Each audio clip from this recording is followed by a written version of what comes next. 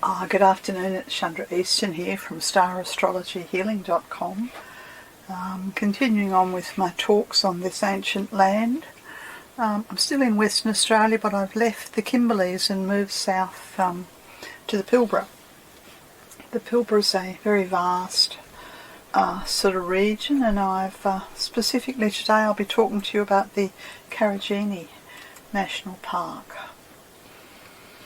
Yes, so I've taken the Great Northern Highway and from Port Hedland I've gone inland east about 350 kilometres sort of south of Port Hedland is Karajini. Big distances in this part of Australia, very remote. It's not far above the Tropic of Capricorn, 27 degrees south, and it's east of, sort of southeast of Karratha. Karajini is, it feels to me like it's the highlands and the heartland of Western Australia. And it's the second largest national park in Western Australia, and it's there's not very many towns around it. Tom Price is the closest town.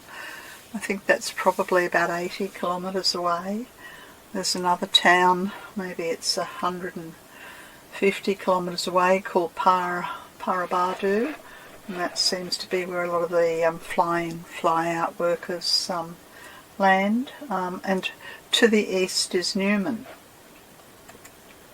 I discovered by taking this path that I'm actually following a Dreamtime track called the Walu Way, and the Walu, I believe, is the Dreamtime name for the sea serpent who emerged out of the reef at Ningaloo off the coast of now what is it? Is it Exmouth? Let me look it up here. Yeah, sort of the south of Exmouth on the Indian Ocean. There's Ningaloo Reef, which is very close to the coast. And in the Dreamtime stories, the sea serpent came out of the ocean there and came into the red dirt and entered into the what I would refer to as this sort of heartland of Western Australia and travelled 2,400 kilometres and the inland route to Broome. So effectively I'm going the other way. I've left Broome and taken the inland road, and I will end up at Ningaloo. So it's an ancient songline that traverses this huge, almost 2,500 kilometres, joining the Pilbara where I am and the Kimberley where I've been. Yes, it's very high. Most of Western Australia is desert, sand and very flat. But this region, probably for a few hours, I think, in any direction around Karajini, it's surrounded by an amphitheatre of hills and mountains, and it's an incredibly beautiful vista. Tom Price has beautiful mountain close by, and I think it's the highest town in Western Australia. The park itself is 630,000 hectares. I don't know how much that is, but I know how long it takes to drive it.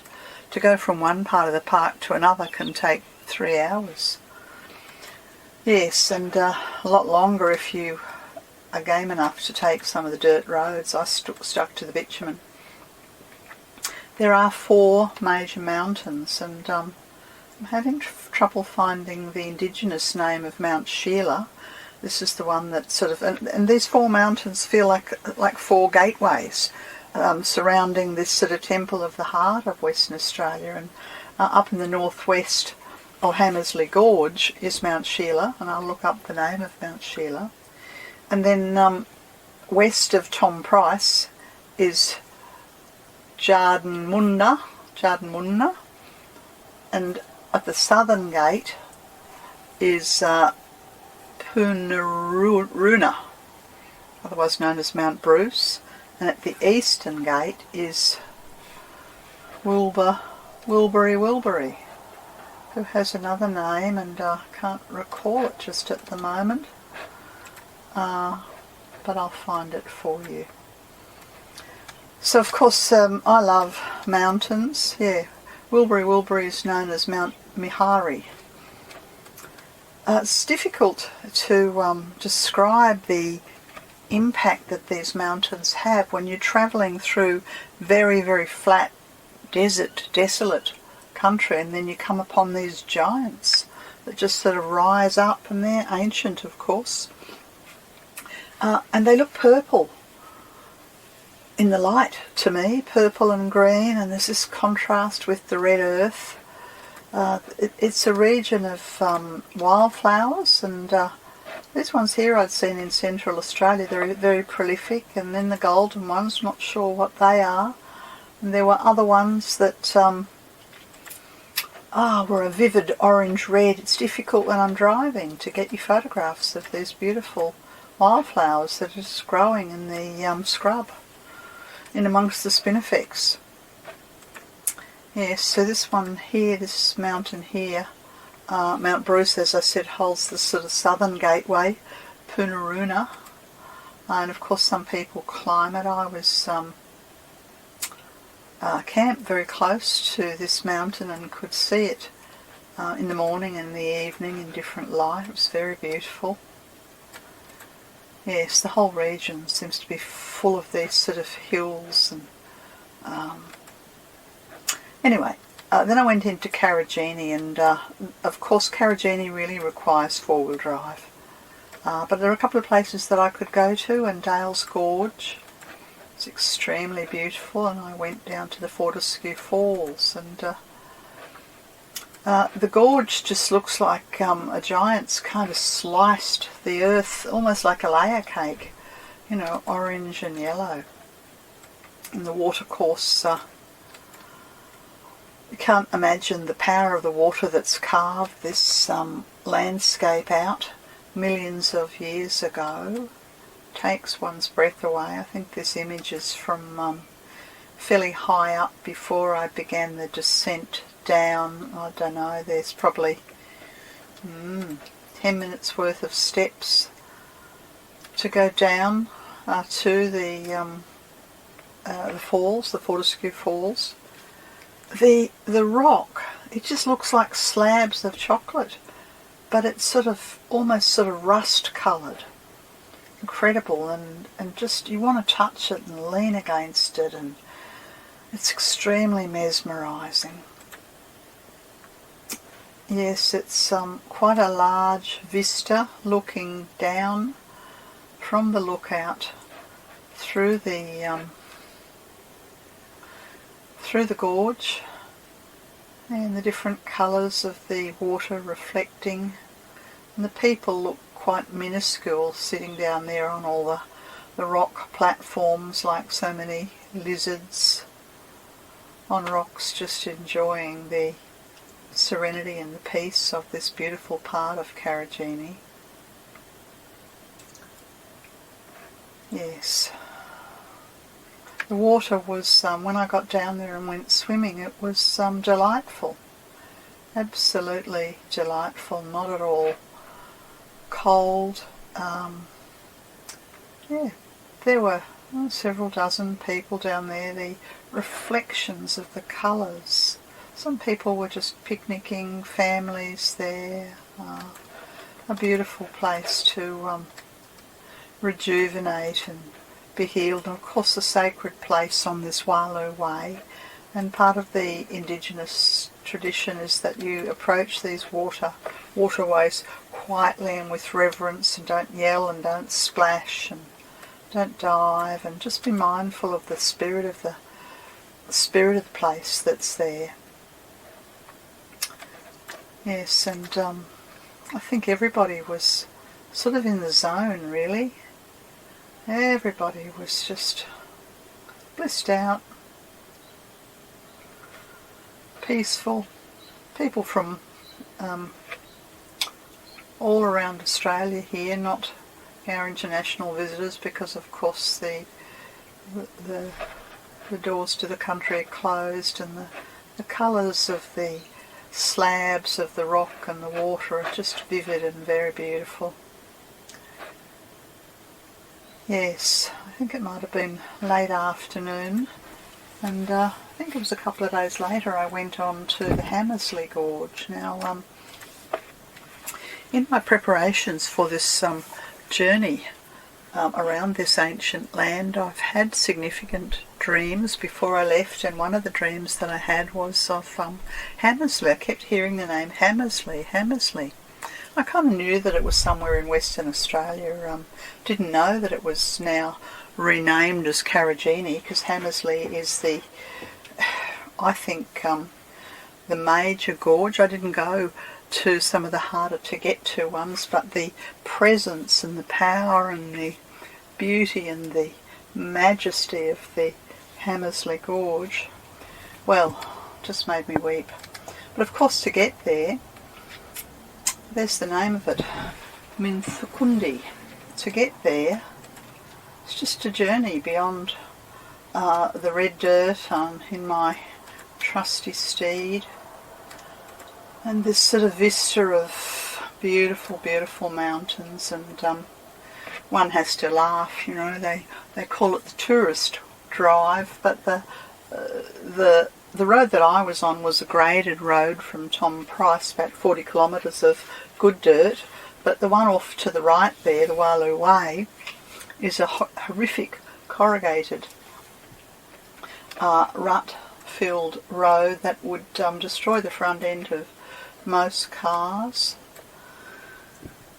And so, having arrived at Hammersley and walked down to the gorge, just the thing that really struck me was that you can see the layers of the earth that have been exposed. It's like a layer cake, and someone's just kind of swirled it, and there's this incredible I don't know, layering of the earth that is, what did I read? 2,000 million years old. Yes. And a place of silence and a place of reverence, and in the desert, in this harsh, harsh environment, a place of life, because there's water there. Beautiful reflections, and it's hard to quite capture it, but the slope from this waterhole here up to what they call the spa pool was more than a 45-degree angle. You can sort of see the very beginning of it there, and in the end I sat to meditate here and didn't go up, because you literally had to climb up a precipice of rock and then scramble down to get to the headwaters of the waterhole. But what a magical, magical place, and how ancient is the rock. You see, the rock there looks almost sort of ruby, and looking at that, it's easy to understand why this is, you know, this part of Australia is a place of great, great mineral wealth. And Rio Tinto, they kind of run the joint, you know. The enormous, enormous trucks that are going up and down these highways around this region, they take your breath away. It sort of reminded me of Mount Isa, but on a bigger and a grander scale. And there are railway lines that are taking the ore out of this heartland to various places. And I think I sat and I guesstimated that a train that went past me was somewhere between 3 and 5 kilometres long. Anyway, here I am in the bliss of the afternoon light and this beautiful, beautiful place. And wonderful rainbow light picked up in a couple of the photographs, which, well, the rainbow light seems to come when I'm working in this sort of healing manner, just connecting to the spirit of the place and connecting into the heart of Australia, and this what I consider to be the heartland of Western Australia. And so the rainbow light is just kind of letting me know that the invisible beings of place and Spirit are bathing us all with the sun and the glorious orange and green and ruby reds and blue and sort of vibrant land. And as I said, I had this sense of vibrant spirit that showed itself in these images. Yes, very Davic-like. Very beautiful Davic-like energy. I look at the images and I can't speak about them. There's just so much power and potency, and I have a sense that the earth, all will be well with the earth. Humanity, we seem to have got ourselves into a terrible mess, great amount of harm and dislocation going on, and yet all will be well. You see that this ancient land, 2,000, is that the number I said before? 2,000 million years old, the geologists tell us this land is, and it will survive, and hopefully humanity will learn whatever it is that we need to learn about compassion and tolerance and living in harmony and peace with each other. And places like this, people are drawn to them as magnets to recharge and regroup and anchor the spirit of the heart that is alive and well in this landscape, and to take it with us. I climbed the steps back up to my car, fairly steep, only to discover I'd left something and had to go back again, which I thought was lovely. It's I left a part of my heart in this sacred place as I left the beautiful, magnificent Hammersley Gorge. Anyway, this has been Chandra Easton from StarAstrologyHealing.com. I'll speak to you another time. Bye for now.